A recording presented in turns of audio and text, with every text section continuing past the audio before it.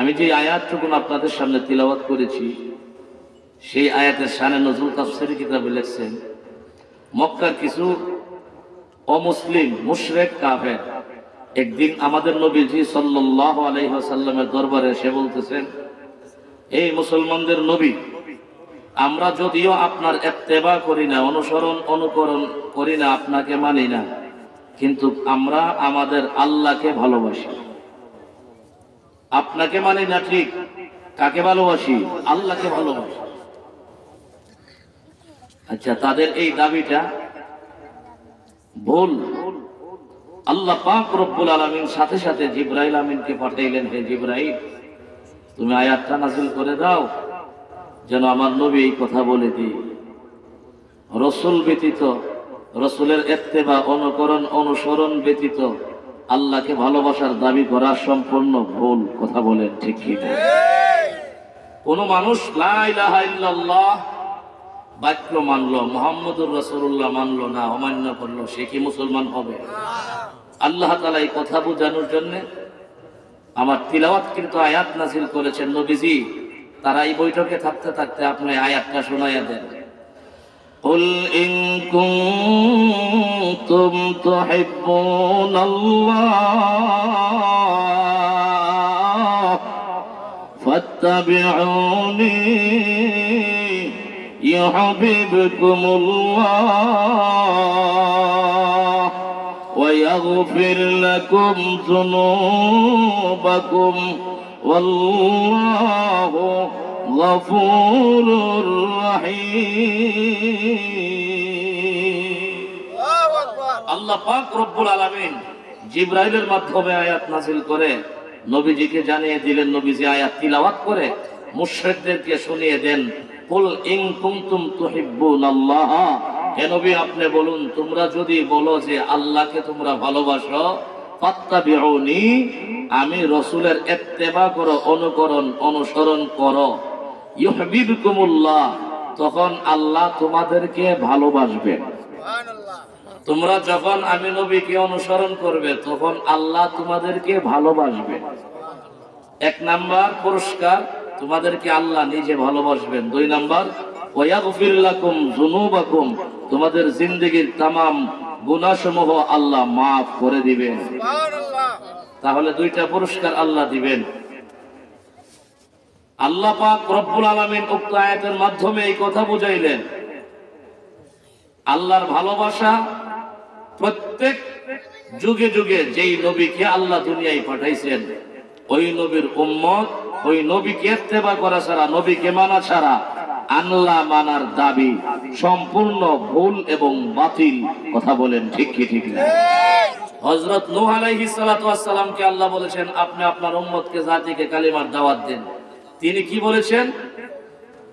হ্যাঁ, উবুদুল্লাহ আই ওয়াহিদুল্লাহ, তোমরা আল্লাহ পাকের একত্ববাদের স্বীকার করো, ওয়াত্তাকুহু, তোমরা আল্লাহকে ভয় করো, ওয়া আতিউন, আমি নবীর ইতাআত করো, অনুসরণ করো, অনুকরণ করো।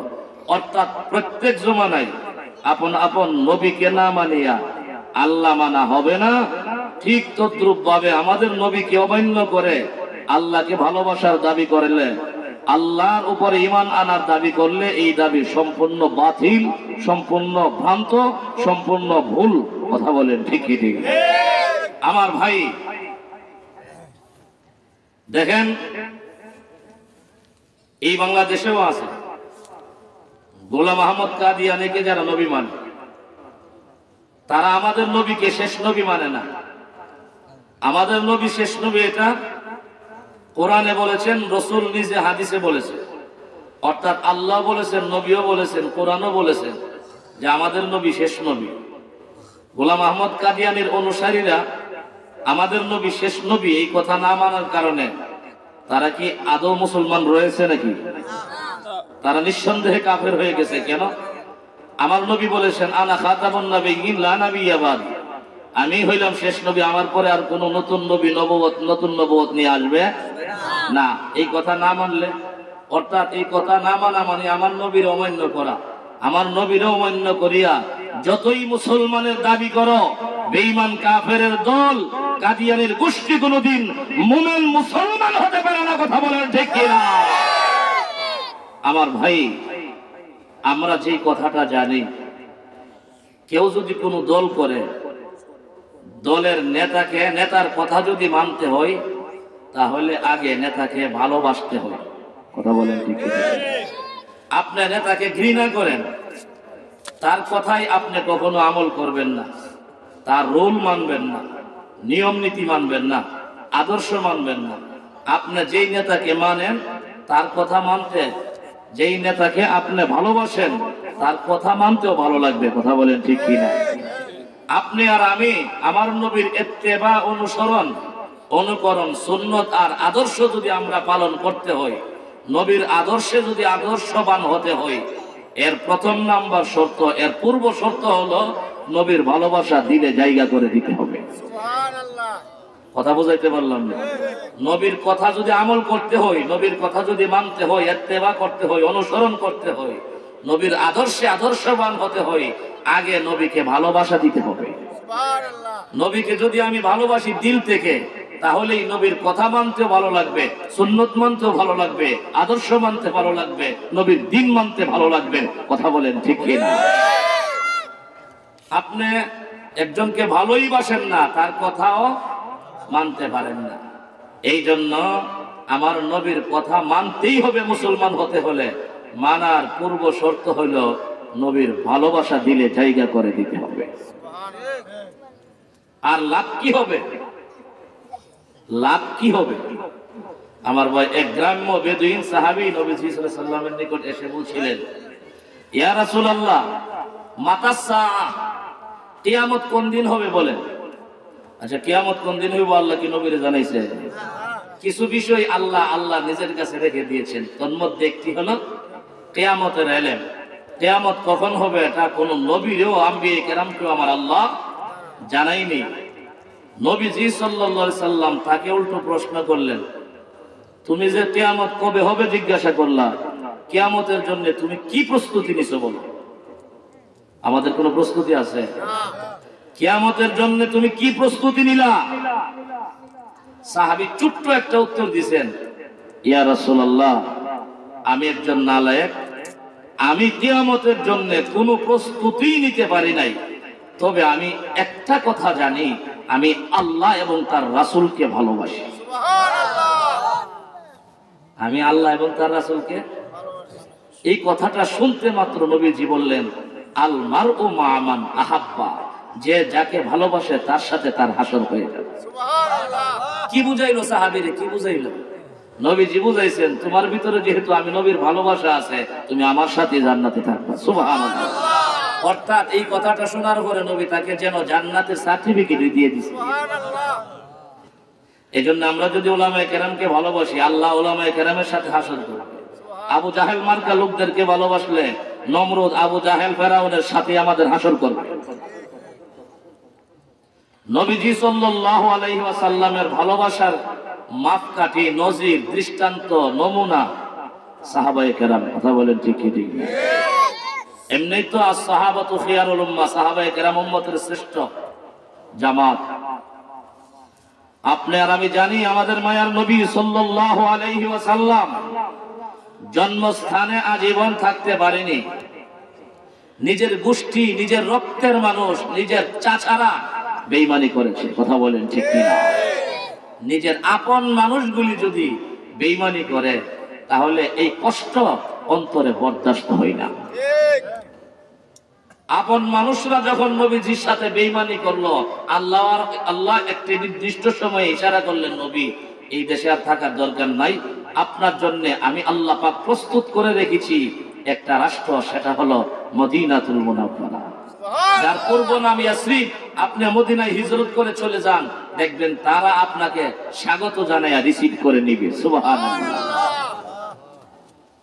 মাথায় উঠায়া রাখবে, আপনাকে সম্মান করবে, তারা আপনার দিন ধর্ম মানবে, আপনাকে অনুসরণ করবে। আপনি মদিনায় চলে যান, আপনার জন্য উপযুক্ত একটি জায়গা রেখে দিয়েছি আমি আল্লাহ। নবীজি সাল্লাল্লাহু আলাইহি সাল্লাম, আপনারা জানেন, হযরত আবু বকর সিদ্দিককে নিয়ে যখন হিজরত শুরু করেছিলেন, কোন বর্ণনায় একটা না 3 রাত্র ওই গারে সুর যারা হজ উমরাতে গিয়েছেন কমপক্ষে পাহাড়টা দিকে আসছেন, উপরে উঠতে পারেন আর না পারেন, উঠছেন? মামা উঠছে উপরে, আলহামদুলিল্লাহ। গারে সুর সবচাইতে বড় উঁচু পাহাড়। সেই পাহাড়ে নবীজি এবং আবু বকর সিদ্দিক কোন বর্ণনায় 1 রাত্র, কোন বর্ণনায় 3 রাত্র সেখানে ছিলেন। ওই দিনগুলি থেকে নিয়ে তদানীন্তন কালে মক্কা টু মদিনা কোনো রোড ছিল না, রাস্তা ছিল না, ভিআইপি কোনো এই রাস্তার ব্যবস্থাও ছিল না, গাড়ি যানবাহন তো ছিলই না। আমার মায়ার নবী আবু বকর সিদ্দিককে নিয়ে মরুভূমি এবং পাহাড় পর্বত পাড়ি দিয়া মদিনায় যাইতে প্রায় 2 সপ্তাহের মতো লেগেছিল। যখন মদিনার কিছু সাহাবী যারা মদিনার ইমানদার ছিল, নবীজির হাতে অগ্রিম আয়সা তারা কালিমা পড়ে মুসলমান হয়েছিল। আবার নবীজির আগে আগে কিছু মানুষ হিজরত করে মদিনায় গিয়েছিলেন। এইরকম আনসার সাহাবী এবং কিছু মুহাজির সাহাবী প্রতিদিন মদিনার শেষ সীমানায় আমার নবীকে আগায় আনার জন্য যা। কোন দিন নবী মদিনার সীমানায় ঢুকবে, নবীজিকে আহলান সাহলান মারহাবা জানায়া আমরা রিসিভ করে নিয়ে আসব। প্রতিদিন প্রতিদিন মদিনার শেষ সীমানায় গিয়া তারা অপেক্ষা করে, নবীর দেখা হার হইল। হঠাৎ একদিন মদিনার নারী পুরুষ ছোট বড় সবাই যারা মুসলমান ছিল সবাই তো সেখানে প্রতিদিন যা। হঠাৎ একদিন থাকাইয়া দেখলেন ওই যে দেখা যা নবুয়তের সূর্য আমাদের কাছে চলে আসছে। সুবহানাল্লাহ। হ্যাঁ মুসলমান,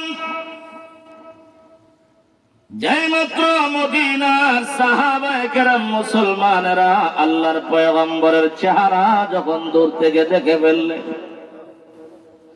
সাহাবায়ে কেরাম দাইকা বলেন, সাহাবীরা রে, এতদিন যে সূর্যের জন্য আমরা অপেক্ষমান ছিলাম গো, আল্লাহর মাহবুব ও মাশুক আল্লাহর পেয়ারা হাবিব, এই যে দূর থেকে তার চেহারা দেখা যায় গো, এত সুন্দর চেহারা আল্লাহ রাব্বুল আলামিন আল্লাহর মাখলুকাতের মধ্যে এত সুন্দর কোন চেহারা দিয়ে আমার আল্লাহ কাউকে বানাই নাই। আমার ভাই, যেই মাত্র আল্লাহর নবী মদিনার সীমানায় পা রাখলেন, পা, সাহাবায়ে কেরাম নবীজিকে দেখে গো পাগলের বেশে কে নিবে পয়গম্বরকে প্রথম, কার ঘরে পয়গম্বর যাবে, প্রথম রাত্রটা পয়গম্বর কার বাড়িতে থাকবে, কার বাড়িতে অবস্থান করবে। সাহাবায়ে কেরামের ভিতরে প্রতিযোগিতা শুরু হয়ে যায়। আমার ভাই, একজন সাহাবী, যে সাহাবীর সাথে ছোট্ট একজন ছেলে ছিল যার নাম হইল হযরতে তালহা, ওই ছোট্ট সাহাবী হযরতে তালহা রাদিয়াল্লাহু তাআলা আনহু মদিনায় যেদিন মায়ার নবী আগমন করলেন, ছোট্ট তালহা পয়গম্বরের সামনে গিয়ে ডাক মারলেন, ইন্নী উহিব্বুকা ইয়া রাসূলুল্লাহ। ওগো নবীজি, আমি ছোট্ট তালহা, আপনি নবীকে আমি ভালোবাসি, আপনি নবীকে আমি ভালোবাসি গো। আল্লাহ নবী জিজ্ঞাসা করেন, রে তালহা, তুমি ছোট্ট মানুষ, তুমি ছোট্ট সাহাবী, ভালোবাসার কি তুমি বুঝো? ছোট্ট সাহাবী তালহা রাদিয়াল্লাহু তাআলা আনহু ডাইকা বলেন, নবীজি গো, আপনি যদি ইচ্ছা করেন আমার ভিতরে আপনার কত প্রকার ভালোবাসা আছে গো, আপনি একটু যাচাই করে নিতে পারেন, পরীক্ষা করে নিতে পারেন। মুসলমান, ছোট্ট সাহাবী হযরতে তালহা রাদিয়াল্লাহু তাআলা আনহু এই কথা বলার পরে আল্লাহ নবী বললেন, আরে তালহা, ইযহাব আকতুল আবাকা, এই তালহা তুমি যাও তোমার আব্বার কল্লাটা আলাদা করে দাও। মুসলমান, আল্লাহর নবী যে মাত্র তলহাকে বলছেন, তলহা তোমার আব্বার কল্লাটা গর্দান থেকে বিচ্ছিন্ন করে দাও। তলহা ডাক দিয়া বলল, তলোয়ারটা দে রে, আমার আব্বার কল্লাটা এই মুহূর্তে আমি কেটে ফেলবো, কারণ এটা হলো রে আমার পয়গম্বরের আদেশ। আল্লাহর নবী ডাক দিয়া বলেন, রে তলহা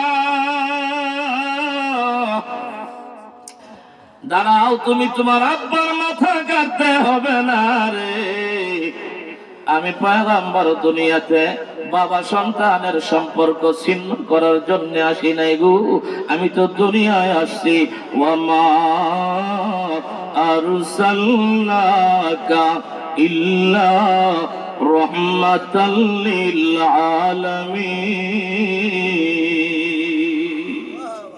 আমি দুনিয়াতে আসছি তো রহমত স্বরূপ, বাবা সন্তানের সম্পর্ক ছিন্ন করার জন্য, বাবার কল্লা আলাদা করানোর জন্য তো আমি আসি নাই। তলহা তুমি ছোট্ট মানুষ, আমি নবী তোমার একটু পরীক্ষা করলাম, সুবহানাল্লাহ।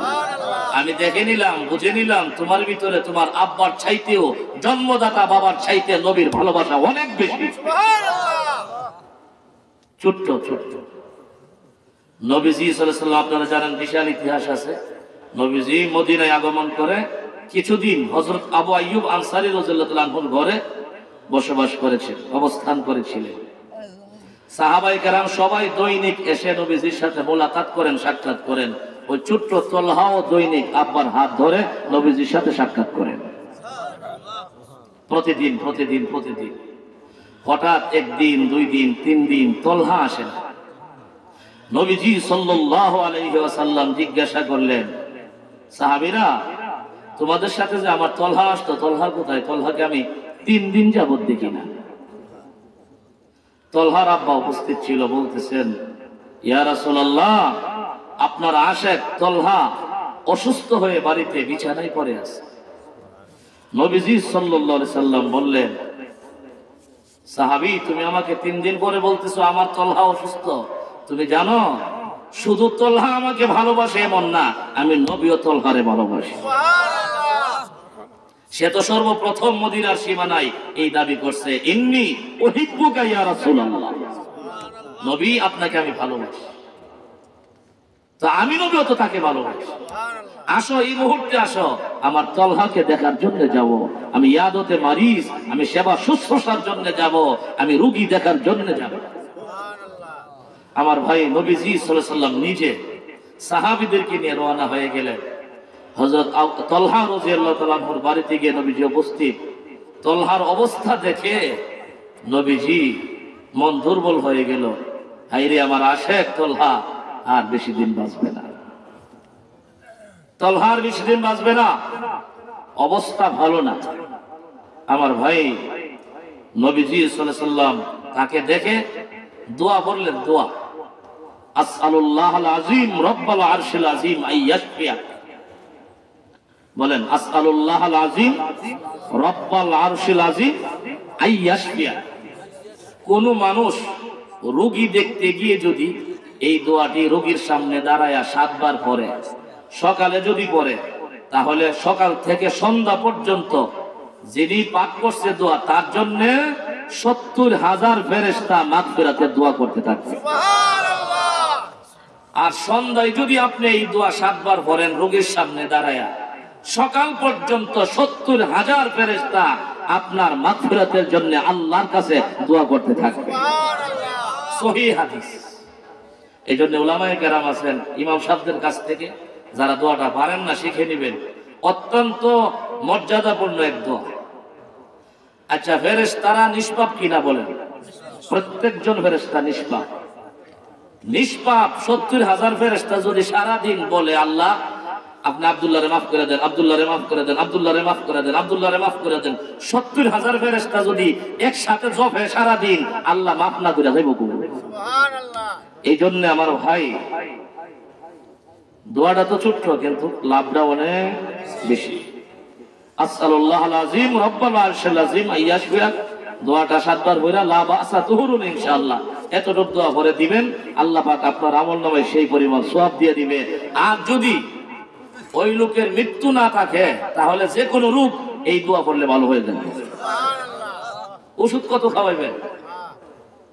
যে কোন রূপ, রাসূল বলেছেন মৃত্যু ছাড়া, বলেন মৃত্যু ছাড়া যে কোন রূপ এই দোয়া পড়লে ইনশাআল্লাহ আরোগ্য লাভ করবেন, ভালো হয়ে যাবে, সুস্থ হয়ে যাবে ইনশাআল্লাহ তাআলা। নবীজি সাল্লাল্লাহু আলাইহি ওয়াসাল্লাম তলহাকে দেখতে গিয়ে এই দোয়া পাঠ করলেন। তলহার আব্বাকে একটু আড়ালে নিলেন, নিয়ে বলতেছেন, হে তলহার আব্বা শুনেন, তোমার তলহা আর বেশি দিন বাঁচবে না।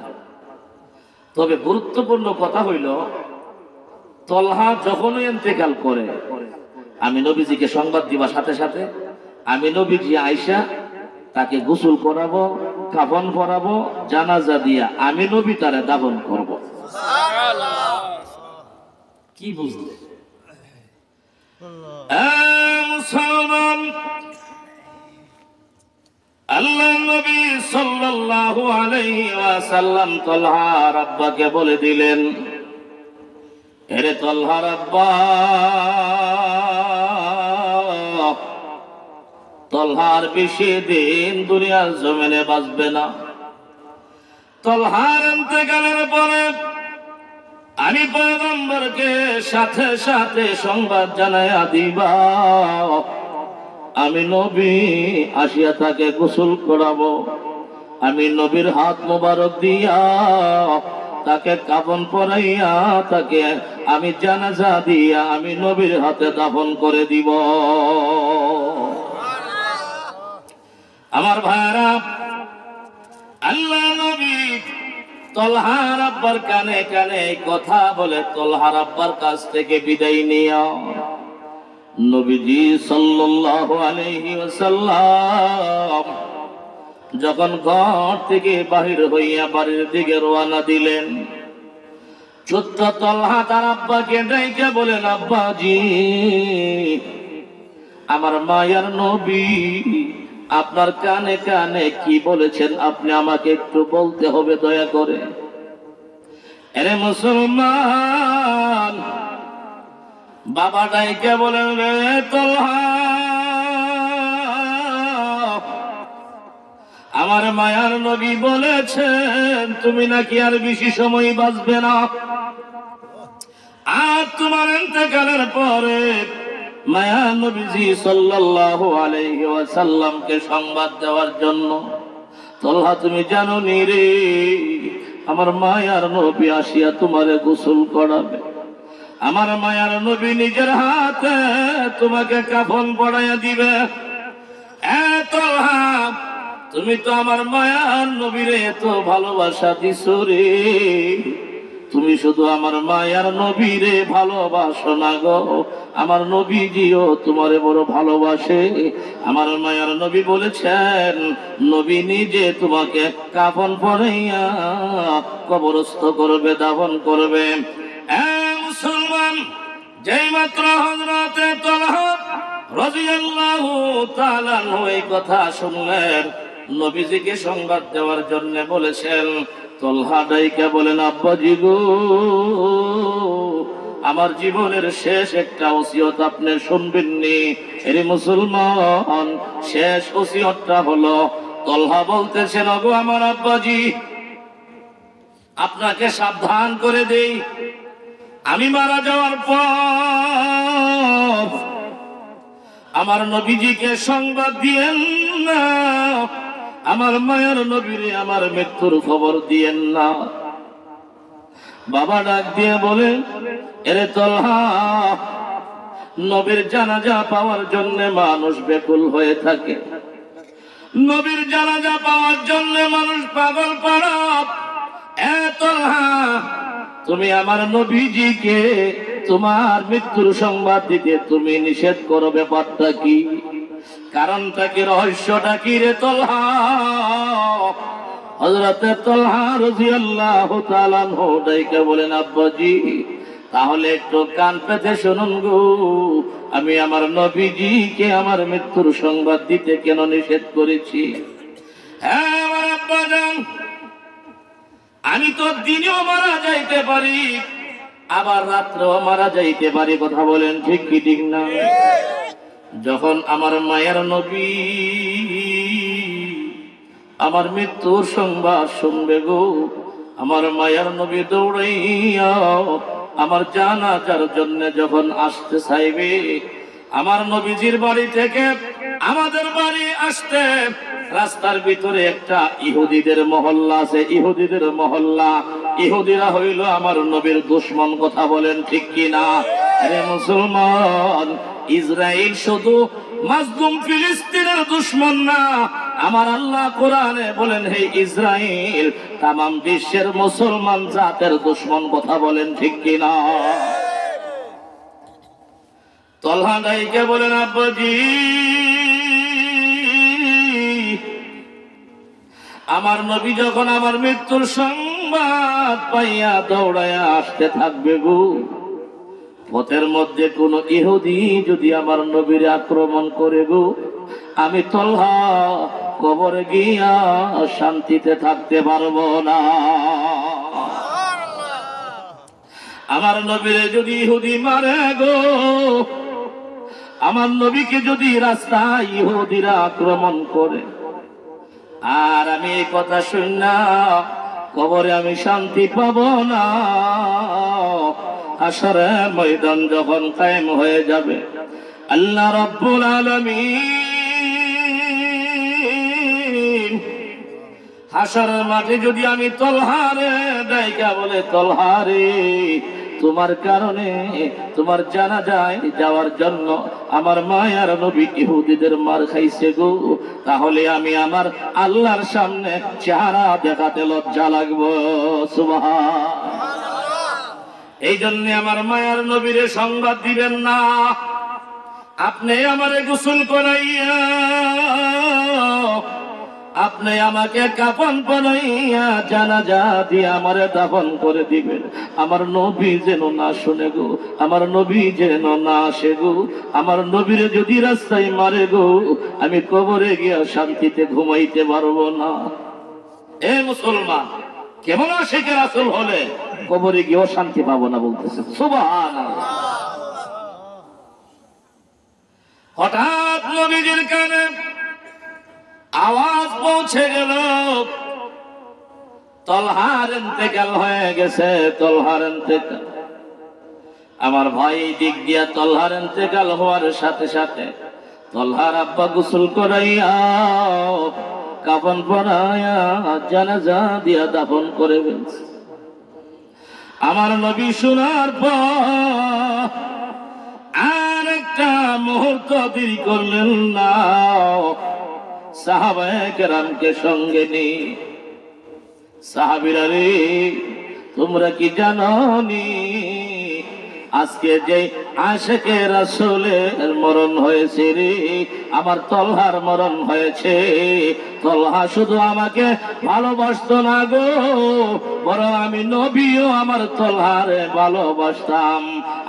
আমি নবী তলহারে বড় বেশি ভালোবাসতাম, তলহাও আমারে বেশি ভালোবাসতো। আমার তলহা নাকি দুনিয়া থেকে বিদায় হয়ে গেছে। আরে আমার সাহাবীরা চলো চলো জলদি চলো, আমার তলহার জানাজায় অংশগ্রহণ করতে হবে। আরে মুসলমান, আল্লাহর নবী সাল্লাল্লাহু আলাইহি ওয়াসাল্লাম সাহাবায়ে কেরামকে নিয়ে তলহার বাড়িতে গিয়ে শুনতে পাই গো, তলহার দাফন করে ফেলেছে, তলহার জানাজা শেষ হয়ে গেছে, তলহার দাফন কাফনের কাজ শেষ হয়ে গেছে। এমনি আমার নবীজি ডাইকা বলেন, এরে তলহার আব্বা, তোমাকে না আমি নবী নির্দেশ দিয়েছিলাম তোমার তলহার ইন্তেকালের সাথে সাথে আমি নবীজিকে জানানোর জন্য, অবগত করানোর জন্য, তুমি যে আমাকে না জানাইয়া আমার তলহা আশিকে রাসূলকে তুমি দাফন করে ফেললা, ব্যাপারটা কি রে? এই কাজটা তুমি কেন করলা? তলহার আব্বা ডাইকে বলেন, ওগো নবীজি,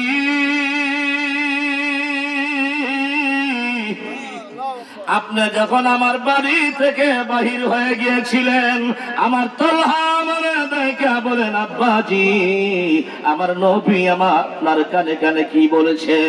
আমি আমার তলহাকে বলেছিলাম আমার মায়ার নবী বলেছেন রে তলহা তুমি আর বেশি দিন বাঁচবে না, তোমার মরণের পরে যেন সাথে সাথে আমার মায়ার নবীর সংবাদ জানাইয়া দেয়। আমার মায়ার নবী আসিয়া তোমাকে গোসল করাইয়া কাফন পরাইয়া তোমাকে দাফন করবে আমার মায়ার নবী নিজে। আমি এই কথা বলার সাথে সাথে গো নবী আমার তলহা আমাকে দেখা বলেন আব্বাজি সাবধান করে দিলাম সাবধান, আমি তলহার জীবনের শেষ ওসিয়ত হলো গো আব্বা আমার মরণের সাথে সাথে আমাকে আপনি গোসল করাইয়া কাফন পরাইয়া জানাজা দিয়ে আপনি আব্বা আমাকে দাফন করে দিবেন। আমার নবীজিকে সংবাদ জানাবেন না, আমার মরণের সংবাদ আমার নবী যেন না জানে। নবী ডাইকা বলেন রে তলহার আব্বা এই কথাটা তলহা কেন বলেছে কারণ বলছিনি। তলহার আব্বা চোখের পানি ছেড়ে দিয়ে ডাক মারলেন নবী গো আমার তলহা বলেছেন গো নবী আপনি যদি তলহার মৃত্যু সংবাদ শোনার পরে যদি আপনি বাড়ি থেকে বের হন গো নবী আপনার বাড়ি থেকে আসতে ইহুদিদের একটা মহল্লা আছে, একজন ইহুদি যদি আপনি নবীকে আক্রমণ করে আপনার দুশমনেরা যদি আপনার উপর আক্রমণ করে আমার তলহা বলেছেন তলহা নাকি কবরে গিয়াও শান্তিতে ঘুমাতে পারবে না। আমার তলহাই জন্য বলেছেন না না আমার নবীর সংবাদ দেওয়া যাবে না, আমার নবীও কান্দে রে। নবীর প্রত্যেকটা সাহাবী চোখের পানি ছেড়ে দিয়ে কান্দে। কেমন আশেকে রাসূল হলে গো নবী জানা জানা পাওয়ার কারণে নবী চোখের পানি ছাড়ে। আল্লাহর নবী ডাক দিয়ে বলেন রে তলহার আব্বা আমার তলহারে কোথায় দাফন করছো কমস কম কবরটা আমি নবীর একটু দেখায়। তলহার আব্বা আমার মায়ার নবী এবং সাহাবায়ে কেরামকে নিয়ে তলহার কবরের কাছে গেলে আল্লাহর নবী দুইটা হাত আল্লাহর আরশের দিকে উঠাইয়া সাহাবায়ে কেরামকে বলেন সাহাবীরা রে আমি আমার মাওলার কাছে একটা মুনাজাত দিব আমার তলহার জন্য। আমার সাহাবীরা আমি নবী মুনাজাত দিব আর তোমরা আমার সাথে সাথে আমিন আমিন বলবে। এরে ভাই মুসলমান আল্লাহর নবী তলহার কবরের সামনে দাঁড়ায়া এমন একটা মুনাজাত দিলেন রে আল্লাহ নবী আল্লাহকে বলতেছিলেন আল্লাহ আমার আশিক রাসূল তলহা মারা গেছে আমার কোনো আফসোস নাই, আল্লাহ এখন যেহেতু তলহা আমার কাছ থেকে তোমার কাছে চলে গেছে আল্লাহ তুমি আমার তলহার সাথে এখন সাক্ষাৎ করবা আর তলহা তোমার সাথে সাক্ষাৎ করবে। তলহা এবং তুমি আল্লাহর মাঝে যখন এখন সাক্ষাৎ হবে গো আল্লাহ আমি তোমার কাছে একটা ফরিয়াদ রাখলাম, তুমি আমার তলহার চেহারার দিকে তাকায়া তাকায়া হাসবে আর আমার তলহা তুমি আল্লাহর দেখে দেখে মুস্কি হাসতে থাকবে।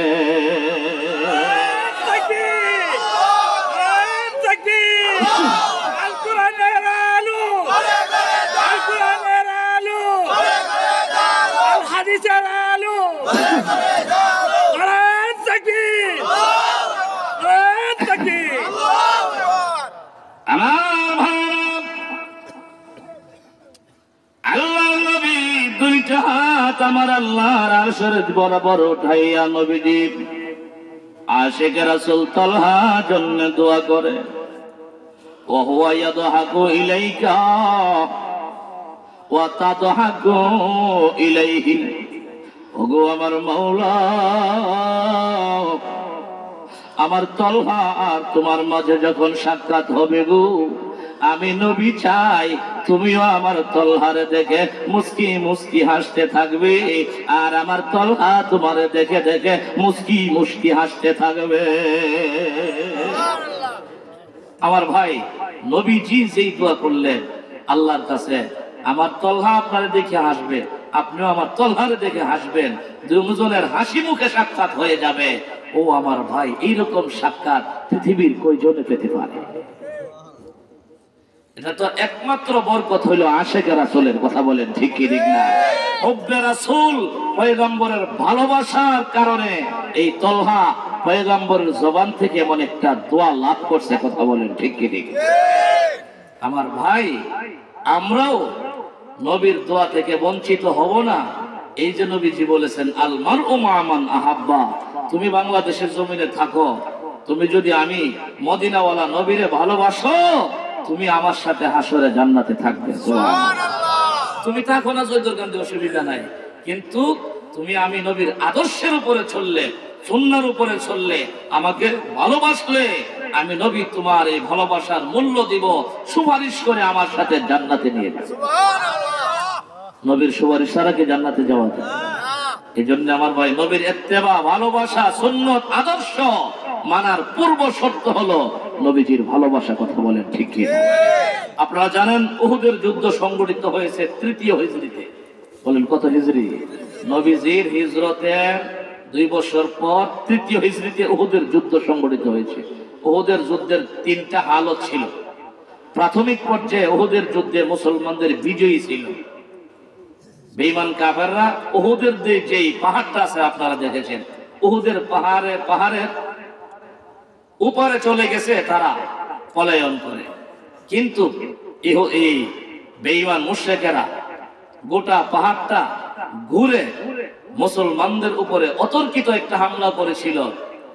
তখন মুসলমানদের নবীর কলিজার টুকরা 70 জন সাহাবীকে শহীদ করে দিয়েছে। 70 জন সাহাবী। এক একজন সাহাবীর পিছনে নবী মেহনত করতে করতে শরীরের ঘাম নয়, শুধু রক্ত পর্যন্ত জড়াইছে। কথা বলেন ঠিক কি না? 70 জন সাহাবীকে এক দফায় তারা পিছন থেকে আক্রমণ করে শহীদ করে দিয়েছে। শহীদ করে দেওয়ার পরে কাফেরদের একমাত্র লক্ষ্য হলো দয়ার নবীজিকে কিভাবে হত্যা করা যায়। নাউজুবিল্লাহ। নবীজির পিছনে একজন সাহাবী ছিল যার নাম সাদ ইবনে রবি। হাদিসে আছে, সাদ ইবনে রবি রাদিয়াল্লাহু তাআলা পিছন থেকে তাকায়া দেখে অনেক সাহাবীরা অস্ত্র হাত থেকে ছেড়ে দিয়েছে, অনেক মুজাহিদরা ছত্রভঙ্গ হয়ে গেছে, আর শয়তানে এই দিক দিয়া ভুল প্রচার করে দিয়েছে, কাদ কুতিলা মুহাম্মদ, নবী শহীদ হয়ে গেছে। নাউজুবিল্লাহ। সাদ ইবনে রবি পিছন থেকে তাকায়া দেখে বেঈমান কাফের মুশরিকরা রেডি হইতে আছে আমার নবীকে তীর মারার জন্য। মানে 70 জন সাহাবীর পরে এখন লক্ষ্য উদ্দেশ্য হলো নবীরই হত্যা করে ফেলবে। নাউজুবিল্লাহ। আমার ভাই, নবীজির রক্ষা হেফাজতের জিম্মাদার হইলেন আমার আল্লাহ। কথা বলেন ঠিক কি না? আল্লাহ বলেছেন নবীজি, আমি আছি আপনার সাথে। কিভাবে রক্ষা করবে এটা আমি আল্লাহ জানি। সেই উহুদের ময়দানে কিভাবে রক্ষা করেছেন, সাদ ইবনে রবি পিছন থেকে তাকিয়ে দেখে নবীজিকে লক্ষ্য করে তীর নিক্ষেপ করতেছে। সাদ ইবনে রবি দৌড় দিয়ে আসিয়া নবীর সামনে দাঁড়ায়া তীরটা নিজের বুকে গ্রহণ করে নিয়েছে। মুসলমান, হযরত সাদ ইবনে রবি ডান দিকে তাকায়া দেখে আরেকটা পালোয়ান বেঈমান আমার আল্লাহর নবীকে লক্ষ্য করে আরেকটা তীর রেডি করতে আছে। মুসলমান রে, সাদ ইবনে রবি দৌড়ায়া ডাইনে গিয়া আল্লাহর নবীকে আড়াল দিয়া দাঁড়ায়া ওই বেঈমানের তীরটা নিজের বুকে গ্রহণ করে নিয়েছে। হযরত সাদ তাকায়া দেখে বাম দিক দিয়ে আরেকটা বেঈমান আরেকটা তীর রেডি করতে আছে আমার নবীরে শহীদ করার জন্য। আমার ভাই, হযরত সাদ ইবনে রবি বাম দিক দিয়ে গিয়া বুকটা সামনে ধরে দিয়েছেন, এই বুকে তীরটা গ্রহণ করে নিয়েছেন। মুসলমান, যুদ্ধ যখন সমাপ্ত হয়ে গেল, আল্লাহ নবী ঘোষণা দিলেন, হে সাহাবীরাও, মুসলমানদের বিজয়ী হয়ে গেছে। বেঈমানেরা সর্বশেষ ওদের ময়দান থেকে পলায়ন করতে বাধ্য হয়েছে। আরে মুসলমান, সর্বশেষ যখন মুসলমানদের বিজয়ী বেঈমানেরা পলায়ন করেছে, আল্লাহর নবী হযরতে যায়েদ ইবনে সাবিত রাদিয়াল্লাহু তাআলা আনহুকে ডাইকা বলেন, এ যায়েদ, দেখো উহুদের ময়দানটা ঘুরে ঘুরে দেখো, উহুদের ময়দানটা তালাশ করে দেখো, আমার সাদ ইবনে রবির দেহটা কোথায় পড়ে আছে। আমি নবীর আন্দাজ হলো গো, আমি নবীর দিকে যতটা তীর আসছে সবগুলি তীর সাদ ইবনে রবি নিজের বুক পেতে গ্রহণ করে নিয়েছে, নিজের বুকে গেঁথে নিয়েছে। আমার আন্দাজ সাবনা জরবা, কমপক্ষে 70টা তীর আমার সাহাবী তার বুকে গেঁথে নিয়েছে। দেখো না রে, আমার সাহাবীর শরীরটা ঝাঁঝরা হয়ে গেছে। ওই সাহাবী কোথায় পড়ে আছে? যায়েদ ইবনে সাবিত উহুদের ময়দানে তালাশ করতে করতে করতে করতে তিনি বলেন, আমি শুহাদায়ে কেরামের মাঝখানে গিয়ে দেখলাম এতগুলি তীর একটা বুকে গ্রহণ করেছে যিনি, হযরত সাদ ইবনে রবি রাদিয়াল্লাহু তাআলা আনহু। শুহাদায়ে কেরামের মাঝখানে তার দেহটা পড়ে আছে, নিতর দেহ। আমি গিয়া তার বুকে হাত দিয়ে বললাম, সাদ রে, তুমি কি শহীদ হয়ে গেছো নাকি এখনো তুমি জিন্দা আছো? সাদ ক্ষীণ আওয়াজে ডাক দিয়ে বলেন, কে গো? বলে, আমি যায়েদ ইবনে সাবিত, পয়গম্বরের পক্ষ থেকে তোমার কাছে আসছি। আমার নবীজি আমি যায়েদ রে বলে দিয়েছে রে সাদ, তোমাকে যদি আমি জিন্দা পাই আমার নবীর পক্ষ থেকে একটা সালাম জানাইয়া দিতে।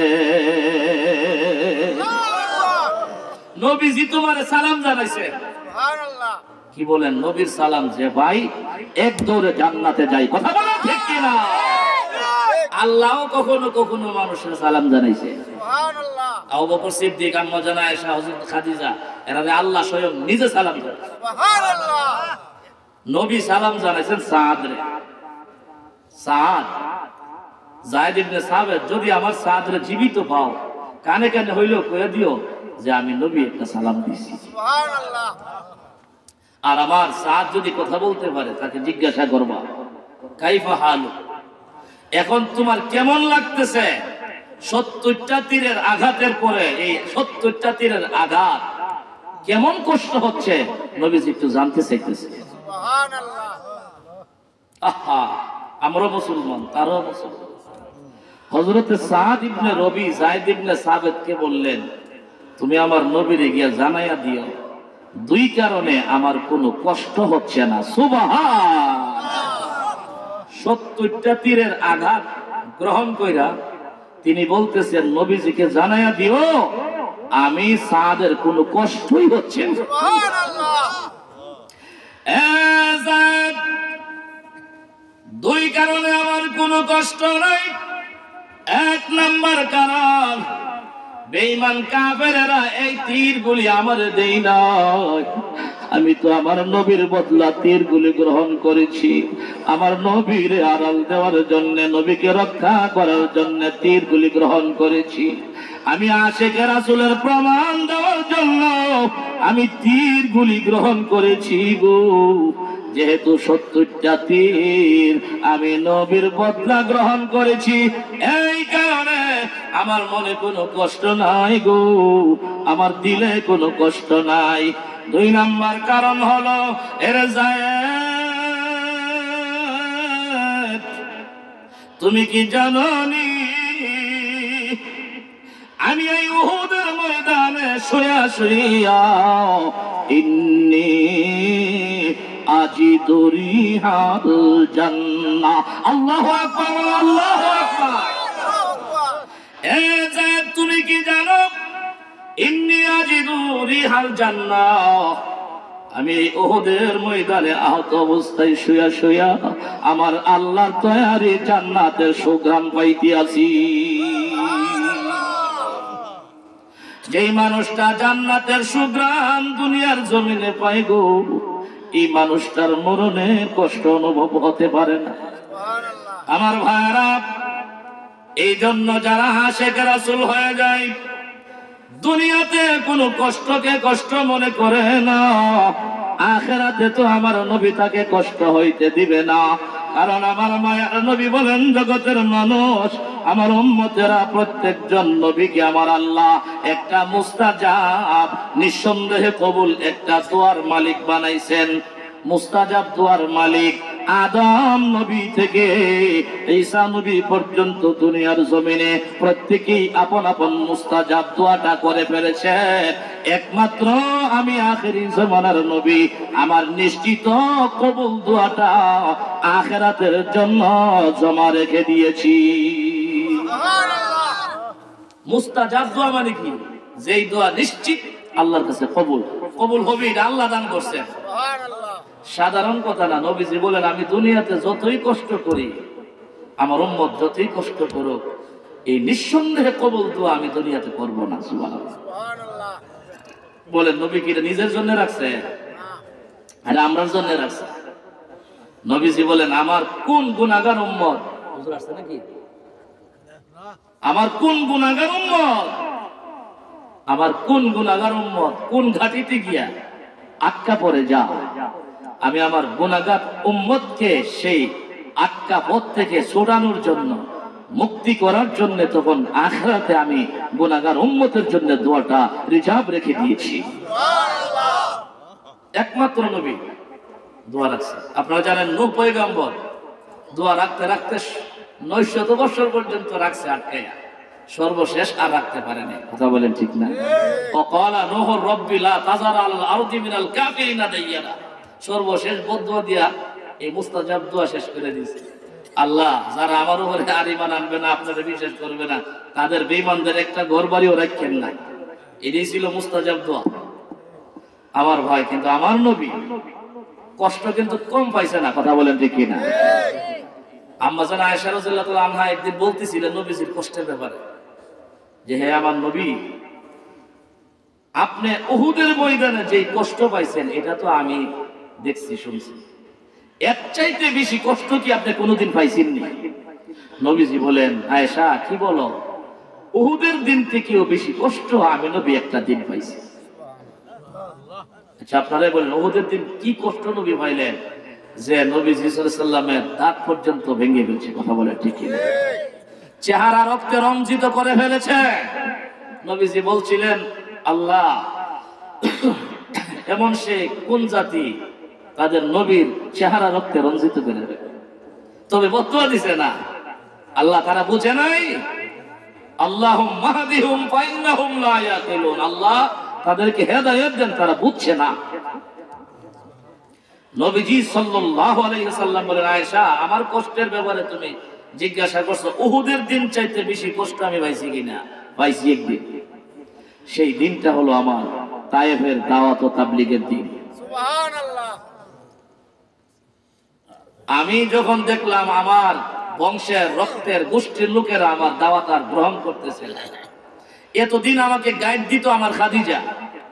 আমি দাওয়াত নিয়ে যাইতাম কুরাইশদের কাছে, আমার পিছনে দাঁড়ায় দেখতো খাদিজা। খাদিজার একটা, সবার কাছে তার একটা মর্যাদা ছিল। খাদিজা পিছনে থাকলে আমাকে কেউ কটু কথা বলতো না, পাথর নিক্ষেপ করতো না, ঘৃণা করতো না, পাগল বলতো না, কারণ আমার পিছে খাদিজা আছে। কিন্তু যখন আমার খাদিজা ইন্তেকাল হয়ে গেল, মারা গেল আমার ভাই, তখন নবীজির মন ভেঙ্গে খান খান হয়ে গিয়েছিল খাদিজার ইন্তেকালের পরে। পৃথিবীতে এমন কোন নারী জন্ম হয় নাই, আর হবেও না খাদিজার মতো। ইসলামের এত উপকার তিনি করছে। তিনি তো শিল্পপতি নারী ছিলেন, লক্ষ কোটি কোটি কোটি কোটি টাকা সব ইসলাম প্রচারে ব্যয় করে দিয়েছে। একটা টাকা নিজের হাতে আর রাখেন না। আর নবীজি কিভাবে গাইড দিতেন, আমার ভাই, খাদিজার যখন ইন্তেকাল হয়ে গেল, নবীর মন ভেঙে গেল। যুবকরা বুঝবে না, যাদের স্ত্রী অর্থাৎ স্বামী স্ত্রী যদি বুড়ো হয়ে যায়, স্ত্রী মারা গেলে স্বামী সইতে পারে না, স্বামী মারা গেলে স্ত্রী সহ্য করতে পারে না। এমনি যদিও ঝগড়া বগড়া থাকে, ঠিক না, ঝগড়া বগড়া থাকে, কিন্তু একজন মরে গেলে গাও বুঝে যে আমার